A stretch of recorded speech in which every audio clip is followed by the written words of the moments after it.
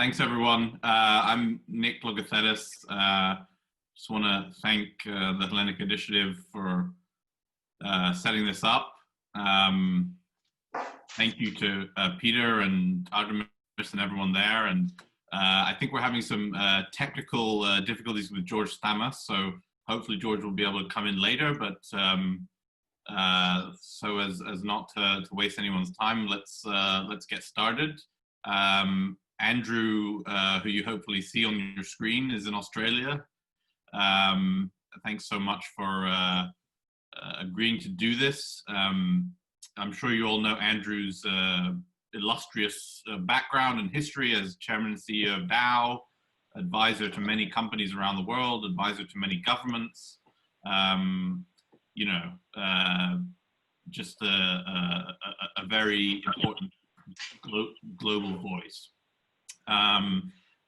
Andrew also, I would be remiss if I didn't mention, is serves on the leadership council of Concordia, which is the organization that I am the chairman of and has been invaluable to us.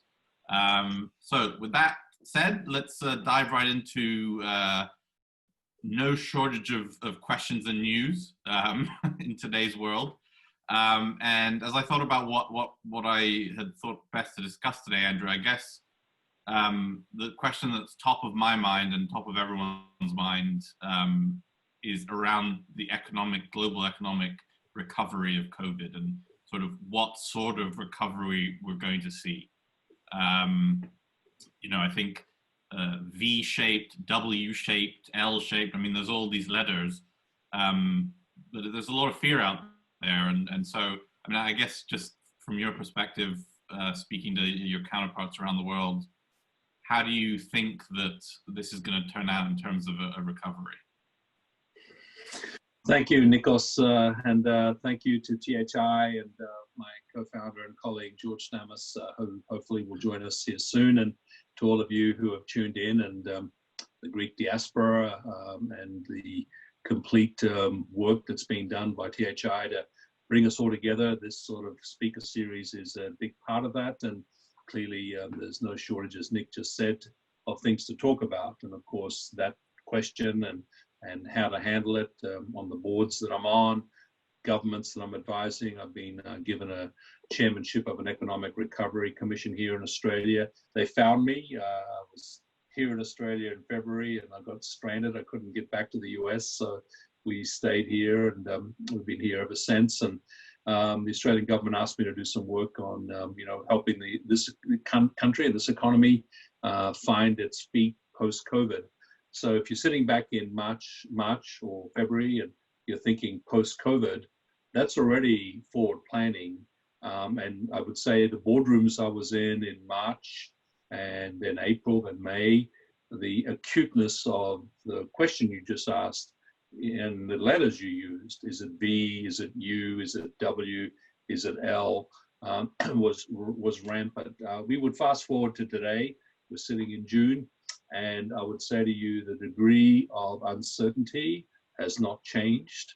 I would say to you that the headwinds to the global economy, the severity of it, I would ask you all to ignore the stock market, because if the stock market was ever accused of acting like Las Vegas, and with Las Vegas basically shut down, the stock market's replaced it.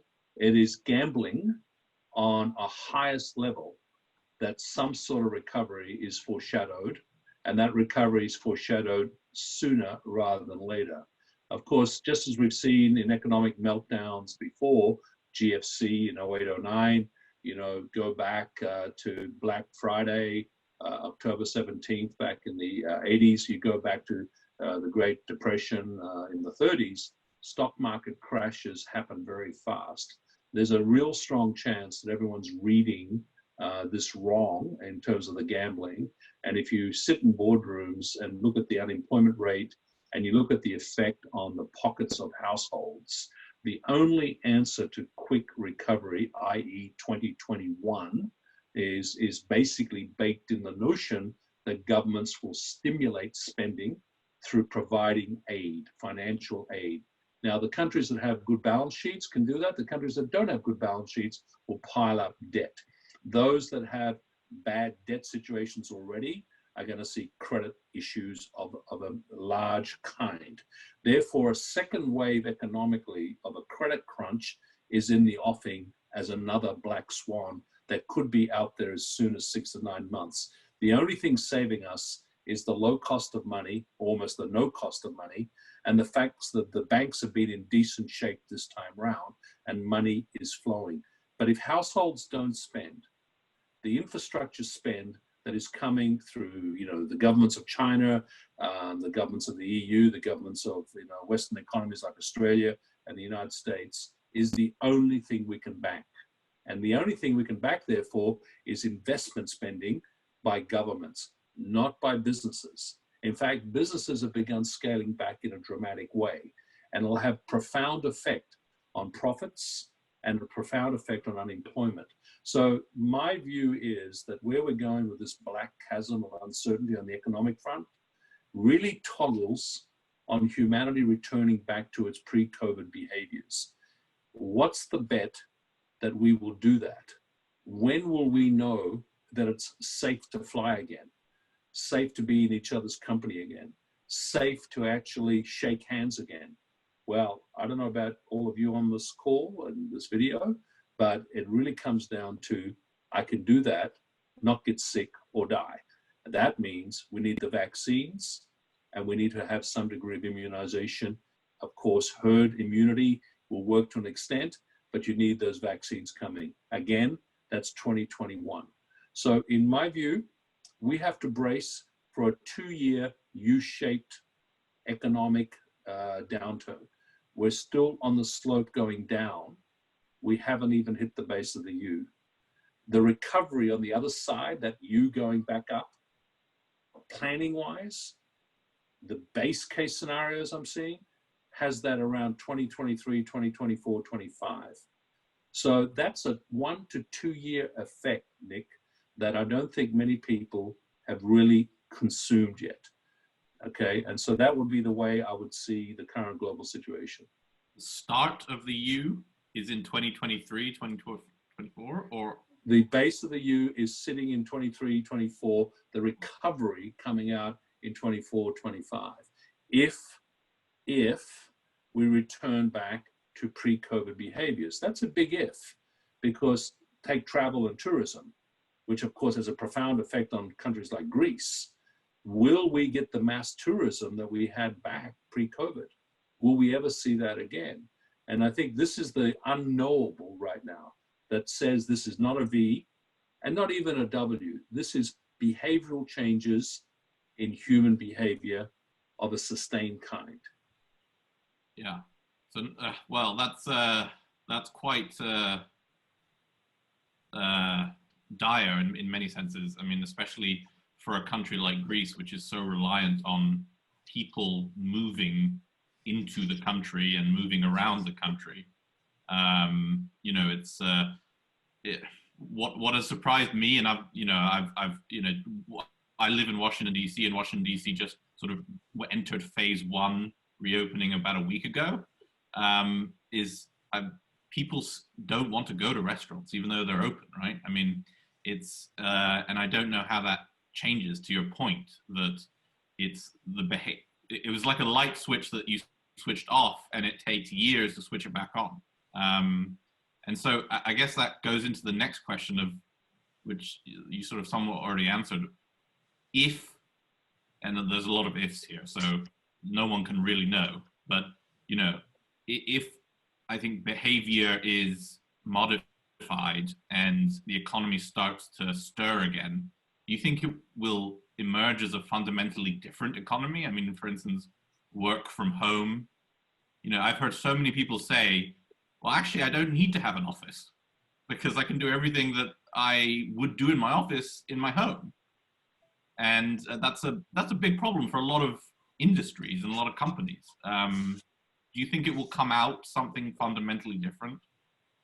Yeah, I really do believe it will, because digitalization, the digital century, it wasn't, all that long ago when we had the year 2000, Y2K, and we think back to the year 2000, and you think about cell phones, and you think about the flip phone, and then you look about the smartphone, and then you look at this discovery of, connectivity, and you look at now, 5G and the technologies and broadband and all the things we can do that stream. The big benefit, the big gain here has been digitalization has accelerated.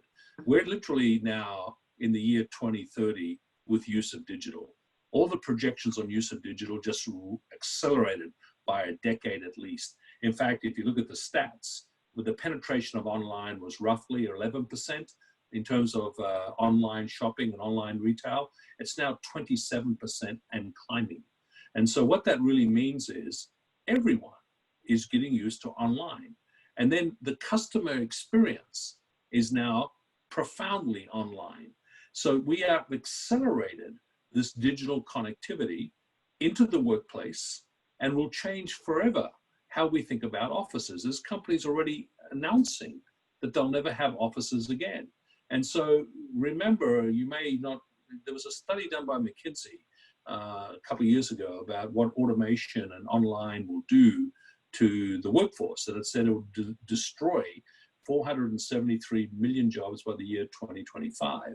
Well, look what's just happened. We've accelerated everything to do with the replacement of jobs that are the customer experience. All those jobs that were created in the US, notably not very high paying jobs, by the way, a lot of minimum wage jobs are disappearing before our very eyes. Low level jobs, and therefore profoundly affecting the bottom of the pyramid and accelerating. And one might argue that, the fermentation that's going on that might lead to anarchy is happening because what's going on in the COVID economy is profoundly disproportionately affecting those who don't have the ability to go to a vacation home, have access to broadband, and operate from their cozy offices with a sea view.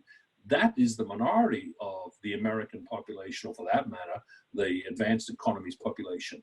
The people at the bottom of the pyramid are losing their jobs because of this acceleration of this trend to go digital and online that we've foreshadowed, we've talked about. And our tech companies are the big beneficiaries of this. So there is a part of the economy that's actually going to accelerate and do better. Now, how does one then take care of this very displaced population at this point in time? The word transition, whether it be a transition of skills and education, just had an acceleration occur to it. We've got to do something about helping the people who are most affected by a COVID world. And by the way, if they disappear in terms of ability to spend, if they disappear in the context of providing for the jobs that no one else will do, it'll affect everyone.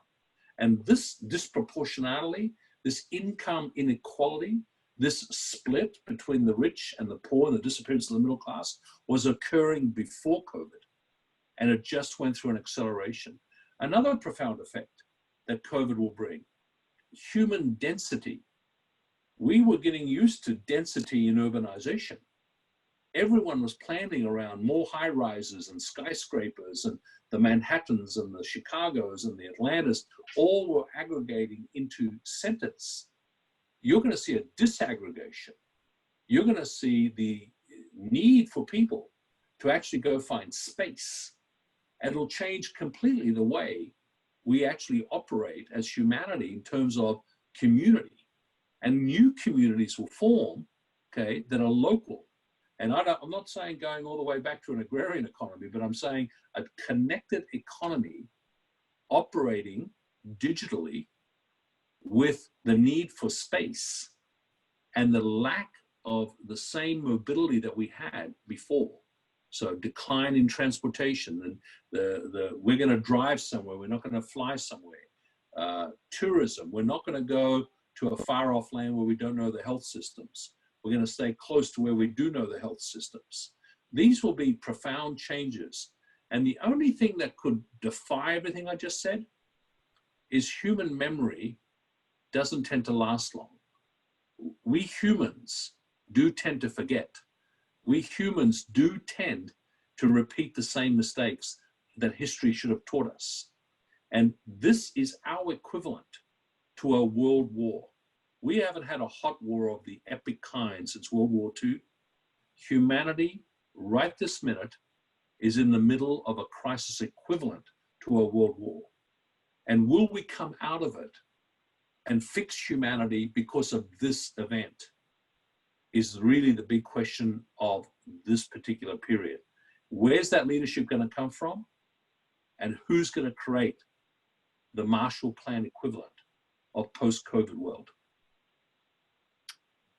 Wow. Well, I think that's very well put. And I mean, I guess shifting to, and you're obviously not a doctor, but you spent decades in the chemical business, and so you certainly know more than I do about, you know, there's a lot of questions about this vaccine development. And I, for one, read a lot of news. I can't figure out, you know, one day you hear it's a year away, then it's 18 months, then it's 6 months, then it's, what's the bottom line when it comes to a widely available vaccine in terms of timing? Well, I'm sitting, as I mentioned already, on the Australian Commission, and so we're getting, you know, top medical inputs to that commission in terms of answering your question. Because if you think about a country like Australia, which has done incredibly well in terms of handling this crisis, the phases of release from lockdown were well advanced. And the countries that were ahead of the game, that were well advanced, the South Koreas and the Singapores, who have actually moved down to almost full liberalization of their economy, are now seeing outbreaks again. So here we are in Australia, you know, you were chatting before the start of the broadcast, you know, we are literally going to restaurants and, you know, going to clubs and pubs. We can do that now. We can go to beaches. And you're seeing, okay, the beginning of human mingling, which means it's prime time for another outbreak. So your vaccine question becomes very, very critical. The medical advice that I'm hearing and receiving, and I have lots of friends in the pharmaceutical industry, is this particular virus mutates and is mutating as we speak. So whatever we come up with vaccine, it isn't a one vaccine fix. It's more likely to be like the flu, where you're going to have to actually watch the mutation and develop the son of and the grandson of the vaccine pretty much on a regular frequency basis. The 100 or so vaccines that are out there, there are 5 that are very advanced and moving through phase 2 and soon phase 3 clinical trials. The earliest availability that I've heard is 2021 Q1, okay, where they'll actually be comfortable enough to actually release. Then you're going to have a production issue. And by the way, back to my inequality, who gets it? Okay, who actually gets this vaccine? It's a bit like the HIV/AIDS question. Remember the pricing of those drugs when they first came out, before the pharmaceutical companies said, just a second, Africa's got a problem. I've got to find a way to allow Africans to get access to this. This is going to be a big question, because the production capacity, the release of this vaccine when it comes, 1 or 2 hopefully, the ability to produce it will be the next big bottleneck. Now, the good news is, and again, talking to the pharmaceutical industry, there's a lot of work being done on co-development of, we're going to take a risk and put money into the manufacture, even though we know it may not make it all the way through phase 3, they're paralleling because they see the human urgency.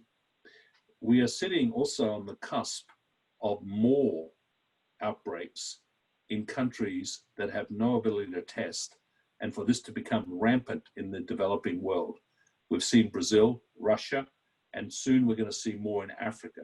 These sorts of topics for humanity are going to be huge in terms of the release of this vaccine.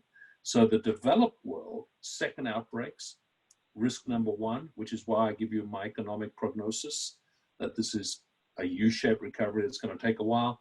And the developing world is going to be very, very slow and potentially have bigger outbreaks than what we've even seen in the United States.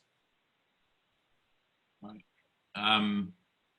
Well, I mean, I guess just 1 or 2 more questions from me, and then we have some questions from the audience, as it were. In terms of how you think this this issue of A, where this virus originated from. The consensus is a wet market in Wuhan, China, and B, how it was dealt with in the first couple of months by the Chinese. How do you think that whoever, regardless of who wins the US election, how do you think the US-Chinese relationship develops over the next months and years? Will COVID, lead to a Cold War, essentially? Yeah.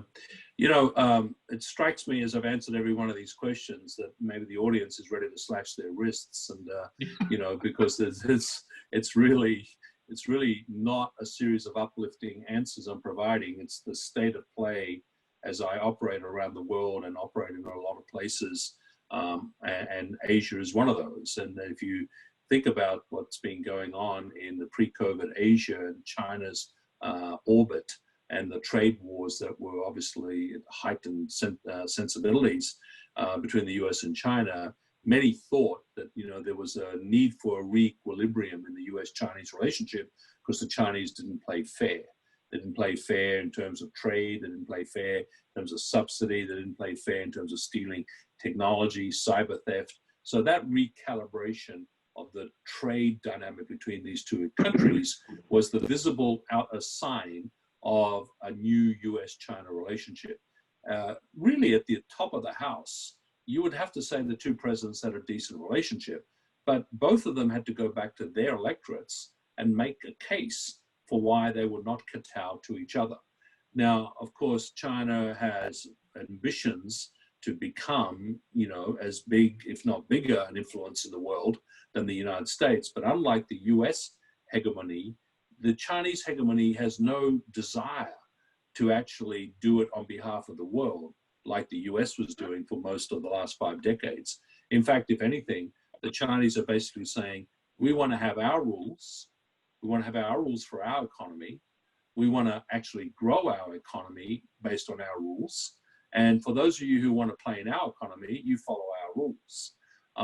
Of course, none of those rules resembled that of a free market democracy. So the consequence of that is the US and China were heading for a collision before COVID. COVID has just accelerated it. And I really do believe that the answer ultimately for other nations is they're going to have to start making choices. And this is actually going to hit enterprises. In other words, am I going to do business in both countries equally and play by 2 sets of rules? Or am I going to make a decision to minimize my participation in one economy because I want to maximize it in the other? If you're a US company, that pretty much drives you to a US answer. If you're a Chinese company, you'll have a Chinese answer. But what if you're a Japanese company or Singaporean or Australian or Greek or German? What's your decision going to be?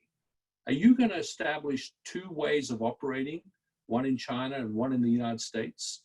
And are you going to take the risk of disruption to your enterprise because you're in both places? I think the answer is no. I think countries and companies are going to make choices to maximize in one and actually hedge the bet and minimize in the other. Call that a Cold War if you like, but it's actually a decision to play by the rules that you're comfortable with. And frankly, most Western countries and companies are going to only be comfortable playing by the rules of the United States.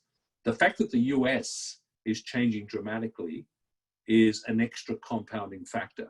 The US is no longer the US of multilateralism, supporting global institutions, desiring to help other countries and other places have their same model. It's out of that business. And I don't think the US election is going to change that. If there is president becomes Biden, and if he becomes in power, there may be some slowing down of that, but it's not going to reverse itself in the full.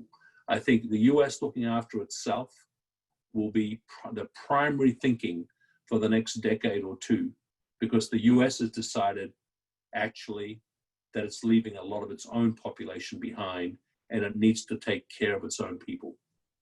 Yeah. Well said. So, I mean, before I move to the audience questions that we've received, just tell me one thing you're optimistic about, so we can end it on on a positive note. Well, I'm optimistic about something which I think speaks to Greece's response to COVID, and it's actually positive for humanity, because what we've discovered is a rediscovery of the things we care about the most is a sense of community and a sense of protecting each other at a very human level.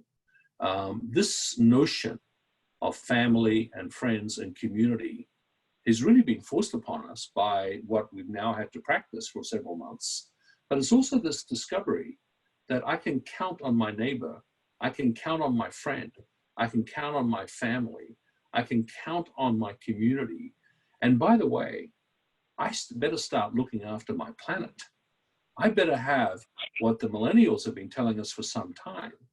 I better have a view that safety, sustainability, health, nutrition, making sure that we're in good shape. And if we're in good shape, we have to make sure our planet is in good shape. This awareness, this values-based conduct, this ability for humanity to rise and look at our race to just get money and just accumulate assets and accumulate wealth, and, you know, if you like, this whole desire to get up the wealth scale at a price. I think I'm optimistic that this reset is actually going to be good for humanity and good for people that really care about each other. I think Greece has done what it's done because it was forced to do that thanks to the financial crisis. 0809 was a massive wake-up call to all things Greek. And all of us who were Greek wanted to help Greece because we identified with that community.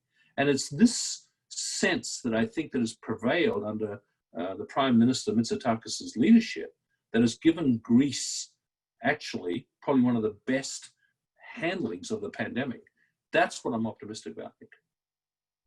Got it. So thank you. And Greece, I mean, has done a tremendous job and, you know, is really a beacon around Europe and around the world for how to handle a pandemic. So couldn't agree more with that.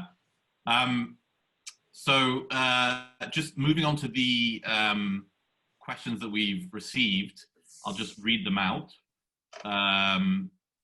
So the first one is from Elena in Athens, and she says, "Hello from Athens, Greece. I'm in the travel industry and obviously very anxious to understand the development of the economy in the midterm. Fully agree that until Q1 2021, we are going to see more suffering. If, however, there is an announcement of a successful vaccine, even if it will not be widely available at the same time, don't you think that this will accelerate growth? After all, economics is a social science, and everything is a psychological reaction." Yeah, I mean, the psychology of human behavior is what I was getting at before. You know, we are optimistic animals. You know, we move through wars and, you know, setbacks and tragedies, and for God's sakes, look what's happening in the United States today with the tragedy of George Floyd's death and the brutality, police brutality, and everyone standing tall and standing for better human conduct. And this is humanity. This is the psychology of wishing things to be better than they actually are. So I'm all for the psychology point that the question implied. But I also want to go back to reality and say, well, yes, we can will our way to a better place. And with a vaccine, maybe with time, we will forget what got us here. But I don't think so this time. I think the effect that this has had, and it can be a very positive effect. And on a sector like tourism, actually, it's a pivot moment.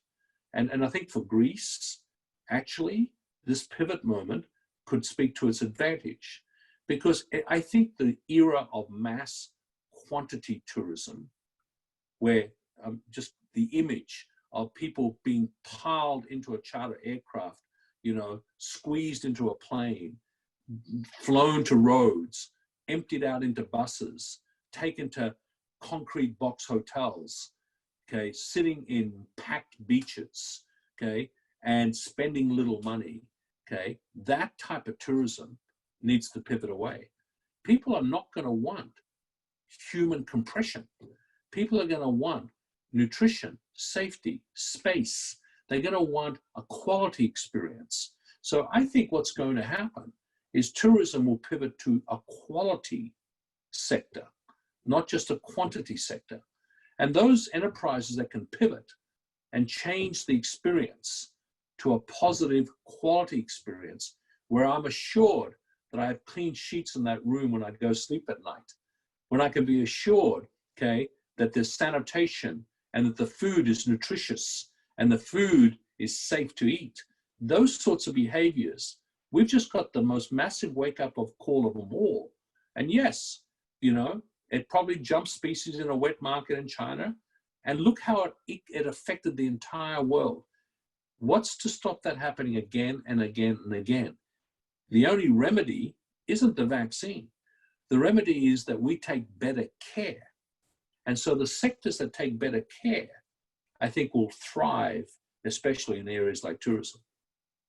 Got it. So from Peter in Australia, greetings from Perth. As a Western Australian legislator, global commodity prices are critical to our state, especially iron ore prices that are currently still trading very high at $100. What do you foresee with these commodity prices in the next few years if the U-shaped recovery does not turn upwards until 2024-25? The specific question and the specific calling out of iron ore is a very, very educated way to ask the question, because in so doing, it actually relates to the answer, which is, if I've got an oligopoly or only 3 large producers, the China machine will need to keep buying from those producers for as far as the eye can see, and iron ore is that. But everything that is a true commodity that has multiple supply sources will have depressed pricing during this entire period of time. There will be oversupply, so LNG, oil, you know, anything to do with any of the base metals outside of iron ore, so copper, aluminium. Now, there will be some pickup because of stimulus, infrastructure spend, and in particular in places like China. But the U-shape will affect pretty much all the commodities. Chemicals, as my old business, will definitely be one of those. So the quality comment I gave earlier on a service sector has to feed the response of the commodity sector in goods. One of the big proposals we're making in my role here in Australia with this commission is actually to focus in on sectors where we can do value add and re-onshoring of value add production, whether it be in healthcare and pharmaceuticals, whether it be minerals and minerals value add. I mean, Australia, for example, is one of the largest deposits of titanium and rare earths and lithium. So let's do some value add there. This is the way to immunize against the commodity cycles. But to Peter, I think Western Australia and Australia in general will benefit because of the oligopolies in iron ore for quite a long time. And I think will be one of the ones that defy gravity during this COVID crisis. Okay, so, a question from Greece, from Miltiadis.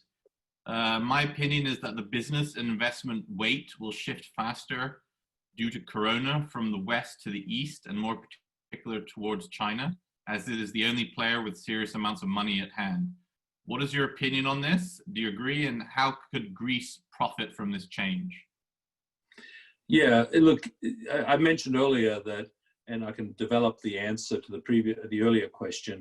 I mentioned that, you know, the US-China Cold War question has an evolutionary step called a US market ecosystem and a China market ecosystem. And I gave the sense that you almost have to make a choice who you deal with in terms of rules. Now, EU is in an interesting place because actually the EU should have its own ecosystem. but its dysfunctionality is now legendary, right? I mean, in essence, the construct of this great EU dream never really occurred. This, I'm giving a talk at Delphi, I pre-recorded it last night, and I made the comment on that pre-recording that I'll make here, and that is, this is actually a great moment for the EU, and Greece as part of the EU, to step up and actually create its own market ecosystem, where its dependency on things China, or for that matter, things US, is diminished. Why should a set of nations of 380 million people live with a growth rate of 1% or less pre-COVID, okay? I mean, right now it's obviously negative. Why should that be? Why can't the economic systems of those great nations within the EU develop growth activities that actually help them grow their economies to 3%? Because on the size of those economies, you know, when you put them all together, there should be actually much opportunity within the EU itself, where it doesn't have to rely on exports to somewhere else, and frankly, even tourism from somewhere else.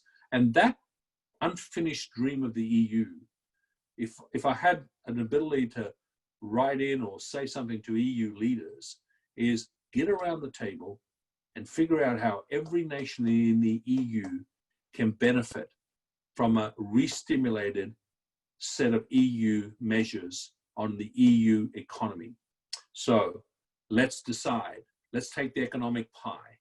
Let's decide to aggregate capability on machinery in Germany. Let's decide to aggregate capability in pharmaceuticals in France. Let's decide to do that in fashion and textiles in Italy. Let's put IT in Greece. Let's go and go one by one, petrochemicals in the Benelux. Let's look at all of our sectors, and as a set of 27 nations, decide to distribute them around the EU and double down. And instead of 27 different countries competing, let's create an EU incorporated.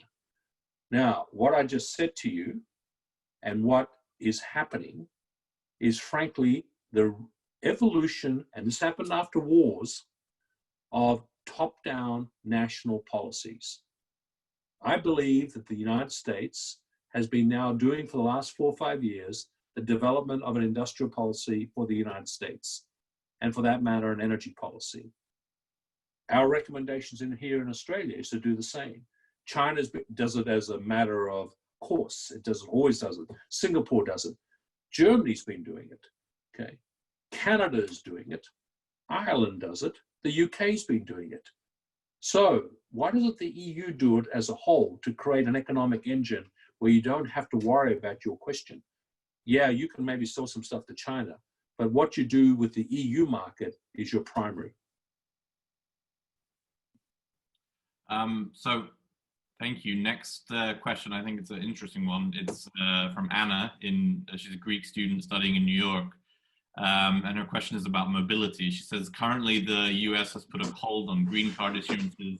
Many students are worried about the Trump administration curbing their working rights post-graduation. What are your thoughts on the future of international mobility? I think a legitimate concern. So I have some notes here, which, you know, I haven't really, I know them quite well, so I don't have to refer to them, but it's worthwhile reading the 4 points I made here. I've made 1 or 2 of them already, but it speaks to this question. I wrote down a whole lot of things that I think will accelerate as trends, a lot of things that are new trends, but then I wrote some that were decelerating. And of the 4 that I wrote that were decelerating, that'll be profound, okay, one of them was immigration and international travel. I think you're going to see more closed borders, okay, and really the beginning of the end of other nations' peoples coming to another nation to work, okay, which said another way is secure your citizenship and or your green card as fast as you can, because this trend is going to just accelerate, okay.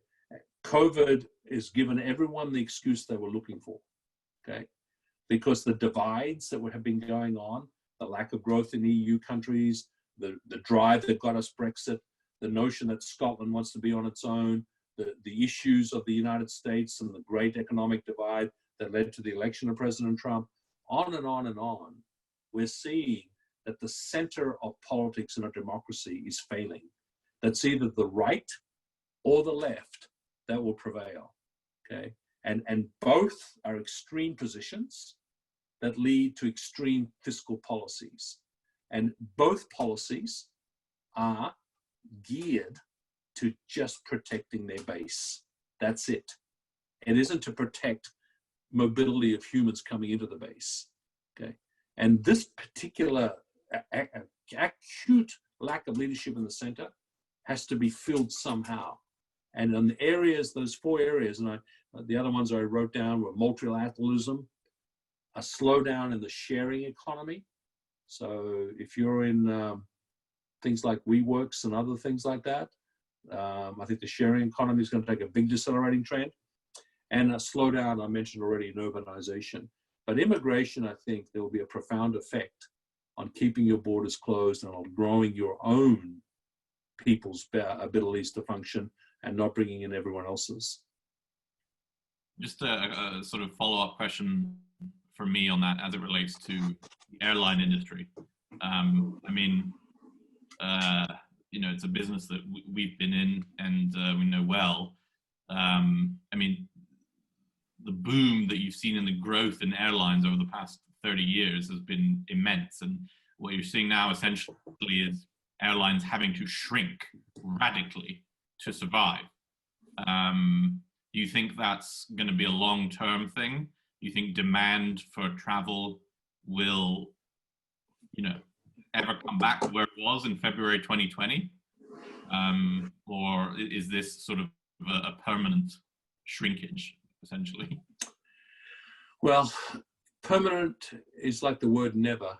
You don't use either of those words because, as I've said already, humans and the question of psychology, we tend to have elasticity in our memories so that we eventually do forget. And so 9/11 is a great indicator to that, right? Remember, after 9/11, people were afraid to travel and the airline industry took a big hit and travel took a big hit. And then we all got used to security. And sure enough, 5-10 years later, travel was not only back, but it was back in a bigger way. But take the previous question and your question and put them together, and that is restricted, okay, travel. In other words, I don't want all these people coming to my country, okay? I don't want the bleed away of illegal immigration, okay? And so again, look at what the US has been doing pre-COVID. I don't want the consequences of my economy supporting people at the low end of the pyramid. And by the way, I want people who travel to my place, I want them to have the right type of tourist. I want to have those who spend, okay, and those who enjoy the country and don't make it worse, okay? So I think mass tourism will take a hit. I think you're going to see quality tourism. And unfortunately, that's going to mean that only people who can afford it will do it. And then I think you're going to see a boom in private aircraft. You're going to see a boom in domestic travel. You're going to see a boom in driving and maybe trains and transport like that, where you can actually be separated from each other.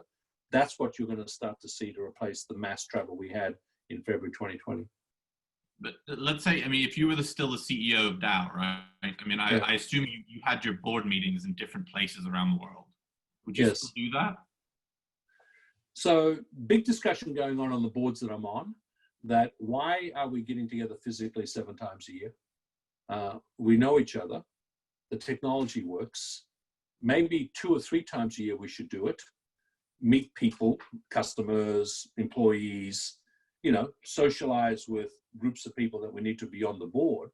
But 7 times a year, flying around the world, bad carbon footprint. Why are we doing this when this digital works just as well and we know each other? I've now been in 3 annual meetings that were done virtually and they were just fine. So I do think business travel is going to take a big hit. Yeah.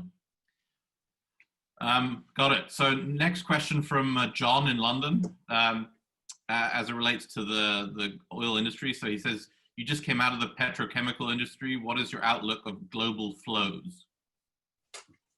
So petrochemicals, and of course I'm on the board of Saudi Aramco. I mean, you were seeing a sea change already in the petrochemical industry because people in oil and gas, in particular state-owned enterprises or national oil companies, had decided that the volatility of oil and gas was too much. So diversification was required, and big strategies were announced and investments made to take a chunk of that oil barrel and convert it into petrochemicals. So Saudi Aramco has done the SABIC deal. It's announced refinery complexes around the world with petrochemical complexes attached, and they're not alone. All the national oil companies are doing the same. Chinese are doing the same. And of course, the market-based companies, the public companies like a Dow, are looking at all that and saying, well, hey, this is not exactly fair competition. So the only places the Dows can go to, and the DuPonts and others, the Lyondells, is back to the question on quantity versus quality. I can't compete on margin with somebody who's competing with me, starting with the resource out of the ground. I mean, I'm buying at market prices my inputs that they actually have at cost economics. I've got to go to value add. I've got to go to specialty materials, specialty plastics, specialty elastomers, specialty chemicals of all sorts, which is exactly the strategy we undertook at Dow that led to our big deal that created these three specialty companies, if you like. But the journey of a petrochemical company that's publicly listed is going to get harder and harder and harder because these national oil companies are coming in a big way. And frankly, even the independent oil companies, you know, the Shells and the Exxons and Totals are mobilizing against that strategy. And here's the other thing that it does. It's more climate change friendly. If you convert your oil barrel into a useful product that absolutely totally captures the carbon, then the only issue is making sure that that product doesn't get into the ground and creates you know, an issue with litter and you know, plastics in the ocean and plastics in the river. So there's a recycling topic there, which of course is just as big, but not as big as the carbon emissions topic. Got it. What's your view on, I mean, I guess you have an inside view, but this Saudi-Russian deal that was and then wasn't, and I guess now is holding again, and also that famous day when oil went negative the first time. I guess, you know, will there be further turmoil in the oil markets, or is that behind us? Definitely not behind us. As I answered the question on iron ore, I said oil is a true commodity, and it's right now it's oversupplied. And if you take the 100 million barrels a day pre-COVID of demand against 100 million barrels a day of supply, the depth of which oil demand took a dive went to a run rate of 75 million barrels a day.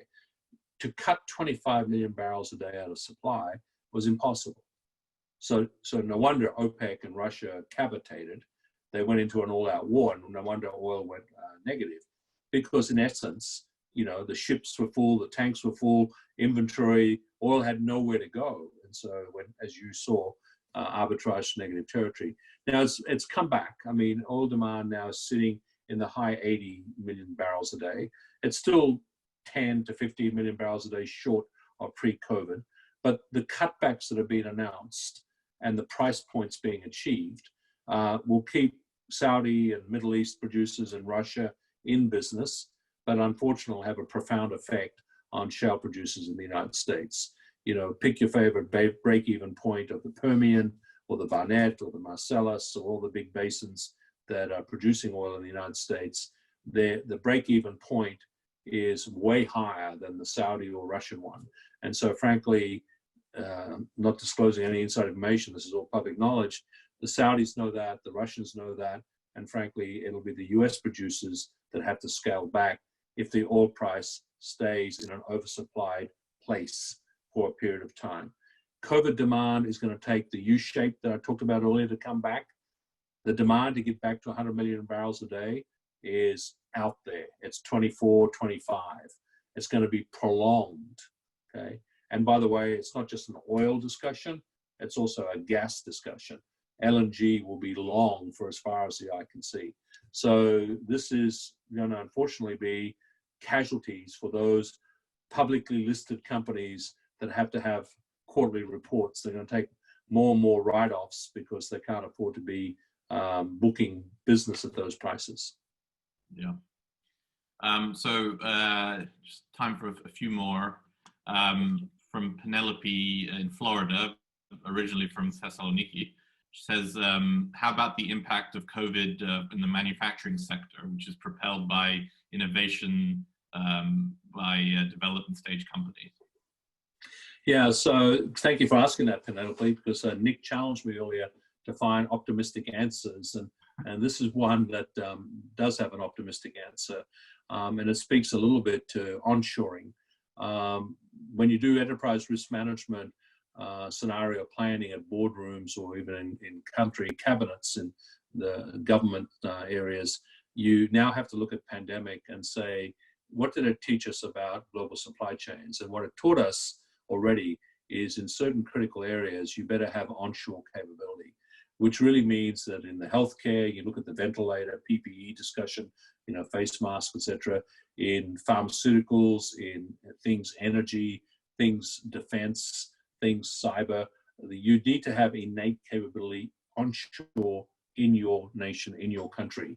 That means that the innovation agenda will be ramped up.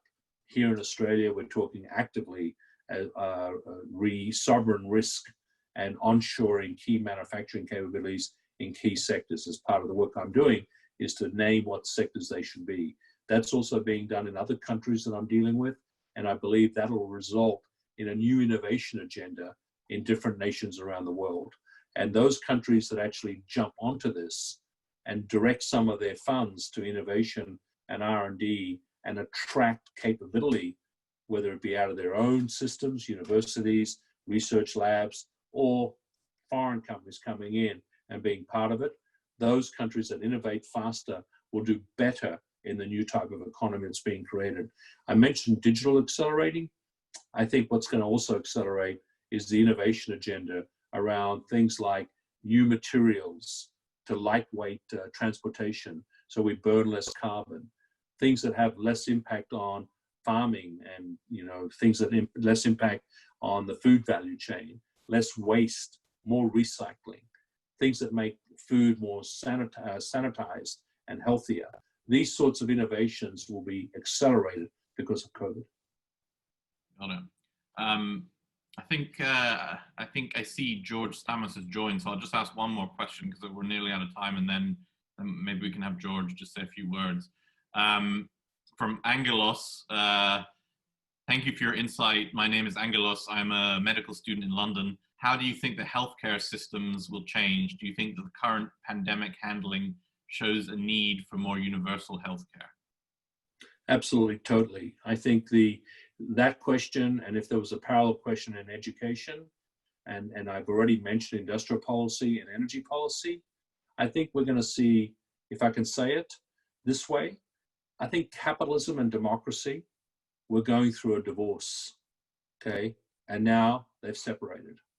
And the pandemic has shown us that markets left to their own device won't distribute capital and finance to societal needs, that governments are going to have to step in and create answers to the schisms that have occurred in the economic divide.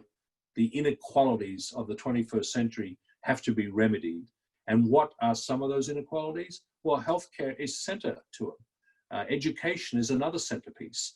We should not be leaving people behind. We should be making sure that every person that has a life on this planet is taken care of. Back to my community point. This imperative, okay, putting in place national strategies that take care of all of your citizens. Market economies don't do that without government rules. And frankly, hands-off government means that the money will be distributed disproportionately. That type of lack of an inclusive economy, and the term is inclusive capitalism, the Business Roundtable of America stood up and said, we value all of our stakeholders, not just our financial shareholders. Enterprises have understood this. Enterprises have a responsibility to citizenship and taking care of their communities. governments are going to have to do the same with things like healthcare and education. Yeah. So I think we're just nearly out of time. George Stamos, are you there? I don't think you can. You hear me? We can hear you. We can't see you, but we can hear fantastic. you. I did not want to break the flow of this extraordinarily compelling opportunity to have both you and Andrew present an amazing trip around the world with so many extraordinary issues we have facing us. And I have to say, Andrew, who is the chairman of our board and a co-founder of the Hellenic Initiative, and Nick, so supportive of us and your family over many years. We really do speak with one voice, with many accents as THI. We are presenting a compelling opportunity for the diaspora to give back to Greece and the Greek people. So I'd like to close, if I can, Andrew and Nick, with a question around Greece and its future. And Andrew, your view on the role of the Hellenic Initiative in the future of a sustainable economy and philanthropy for Greece and its people. Nice to hear your voice, George, and thank you. Thank you for all the things you do to make THI so successful and being a great partner. I know you know that question has been in our minds, the two of us, for pretty much the beginning of THI and all the way to present day. Earlier in the conversation, we gave appropriate high marks to the Greek government and how they've handled COVID, and some of the things that Greeks have as attributes. I talked about community and family. I think therein lies, the evolution of our entire thought pattern around the diaspora. I think the diaspora has had a history of being somewhat reticent about helping Greece because of, the famous Greek bureaucracy, the corruption system, the fact that Greeks maybe think of themselves before they think of, the economy, lots of the attributes that were negative. And what I think maybe the COVID opportunity gives us the opportunity to do is to step in and become a full partner to the nation, to the government, and to actually help diversify the Greek economy. I mean, 21st century jobs are going to be hard to get. The pandemic is going to make them even harder. I think what we've got to do, and some recent announcements in the IT space with some storied companies investing in Greece is great proof points. I think we've got to take the smarts of Greece and double down on them and get THI to help get that done. And, whether it be in IT or whether it be in things, agriculture and value add, whether it be in solar and renewables, whatever the industries are, we've got to enable the Greek government to get that done, to create a Greek economy for the 21st century. I think that's a worthwhile mandate for THI to evolve to, George. This conversation could go on all day long. And I know on behalf of so many of the hundreds and thousands listening in around the world, Andrew, we cannot thank you enough for giving us a bird's eye view on so many compelling issues facing us as a diaspora and as a worldwide community. And Nick, you've done so much through your organization to put a spotlight on the issues that you and Andrew focused on today. So on behalf of all of us, we're so proud at THI, certainly Andrew, to have you as our chairman from the beginning, Nick, to have you as so compellingly involved with what we do. And I think with that, we want to thank everyone who joined. Have a wonderful day. It's morning in America. It's evening in Australia. It's broad daylight in Europe. And we are indeed a worldwide organization bringing the diaspora together to support Greece. So thank you, everyone, for joining today. Thank you, George. Thank you, Nick. Thanks. Thank you, everyone.